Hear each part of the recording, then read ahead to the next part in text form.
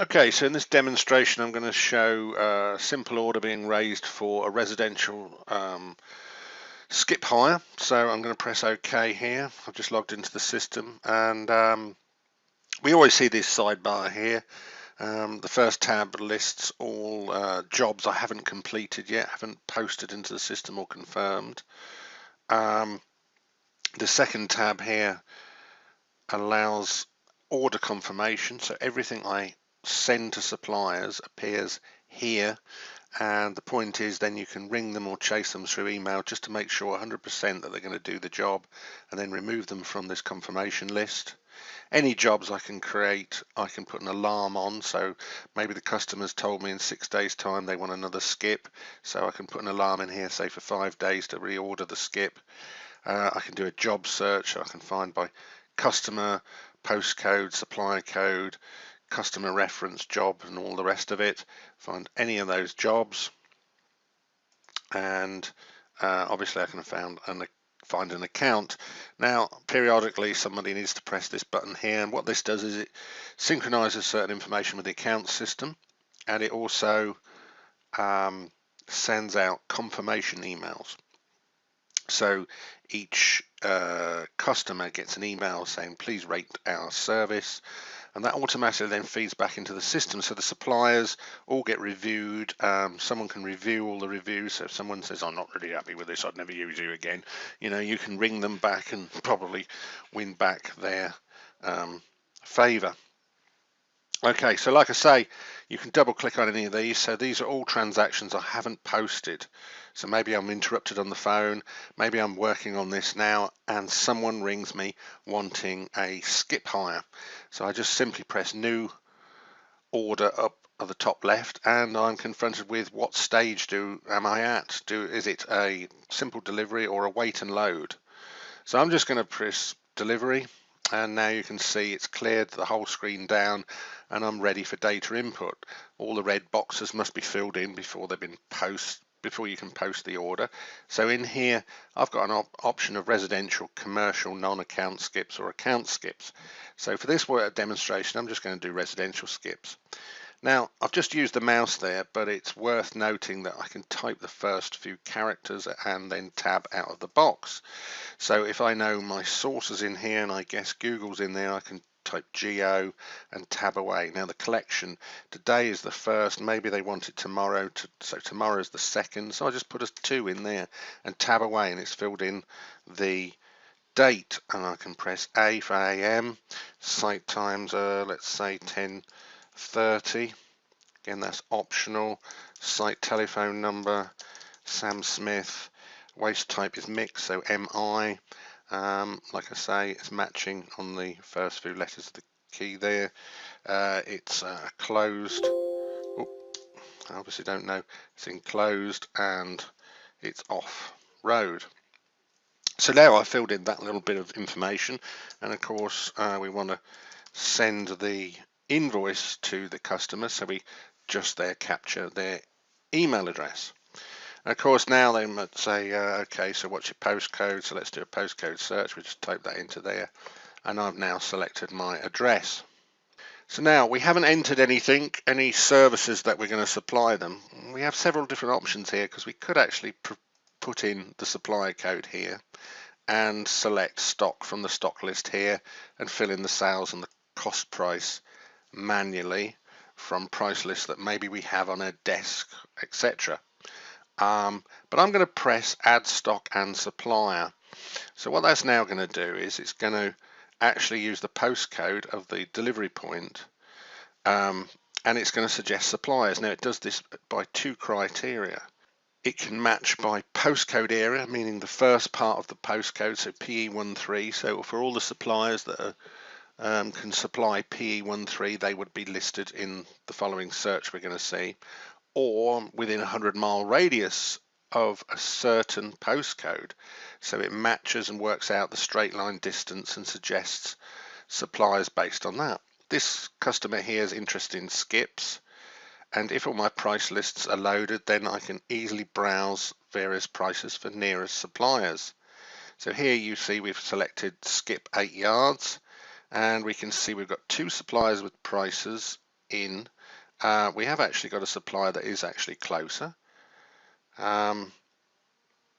We've got some notes against them, which is held against the supplier record.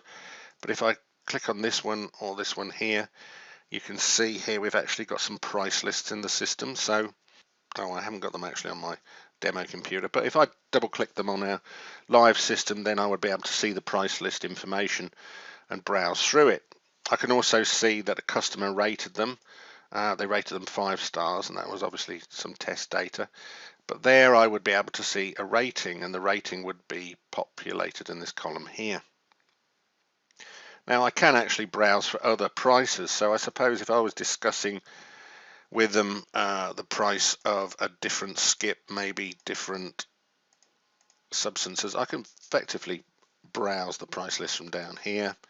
And of course I could switch to a different size skip and browse different options. I'm going to go with Mick George, so I'm just going to double click on this, and now you'll see the sales price and cost price has been brought over. The user has the facility to override that quite easily, and we can see the profit and the VAT and all the totals are popped up here. Of course, if you want to slow this video down, just press the space bar to look at those figures in greater detail. Now I'm just going to actually manually add another skip maybe, and we'll add £200 at 150. So that's manually added that skip. Now the type there has not been populated, but that would put mixed at the back there. But if I wanted that to be a different and populate like that. So now we've got an order together, we can take the credit card order. Now this then takes us over to process the orders through SagePay. And on this system here we have the facility of repeat credit card transactions. So if the customer's happy for you to use the credit card they previously used, that will populate in here, and you just press repeat and it takes it on the same credit card. But otherwise we would proceed to take the credit card details and process it through the system. But since I'm in developer mode, I can actually press this and allow it to simulate the card being taken, in which case I'm now allowed to move to the next step of the process, which is actually post the transaction into the system, and that will generate a purchase and a sales order in the account system. Now the purchase order would be sent to Mick George Skips because that's what's on the supplier record. If I pull up the supplier record, we can see here we've got an email address, but we can have other contacts listed here. We can also BCC always a particular email address, and again we can review the ratings, and there's our supplier prices. You can see there all the postcodes listed and all the prices down, so you can have multiple price breaks for different areas and different distances set up there. It's worth noting that this can be imported from Excel, so you can actually send out a template with all the prices on, get the supplier to actually fill all the information in, and then bring that into this system. Probably another thing worth noting is if I want, I can just pull up a Google map. So again, if I was negotiating and looking at the property and where it is along the house, I can pull that information up. Indeed, I can even pull up the directions between Mick George and the end delivery point. So if the supplier was querying how long it would take or anything, you know, you can pull all that information up at your fingertips. Let's post that transaction. So now what that's just done is just given me a brief overview of the order. If they were on credit stop or credit limit, it will ask me for a password, and I can press OK and edit emails. So now what it's doing is it's raising a sales invoice in the account system and a purchase order which is going to be sent to the supplier. So both of those are appeared off the screen. I'll show them in a second. Now what it's doing here is it's asking me to put in a reminder. So this was Sunday. I think this defaults to 5 days, something like that, 3 days. So you can put there, so chase up skip. So let's put that in, and now you'll see that's put that note in there. It's also put a note of when it was posted and what the figures were, and the fact that I manually overrid the credit card information. So effectively you've got a note that talks about the credit card transaction, another note that talks about what was posted, and optionally another alarm. Now the alarm would then appear in the alarms tab when we reach the certain time to open it and chase it and possibly process maybe another delivery. Now what I said opened while I was talking in the background is 2 emails. So here we have the sales order. So this is to confirm that, so we've got a brief text description here. So if the supplier opens it on their mobile, they can understand kind of what it's all about. And there's a little bit about terms and conditions down there. Now, if I double click on the transaction, you'll see that it's a nicely laid out transaction. Sorry, yeah, so that's the sales invoice. Sorry, yeah, so that goes to the customer's terms and conditions there. You can attach, I think it's up to 4 documents as terms and conditions to be sent with the sales orders. So let's go, so I would normally send that obviously.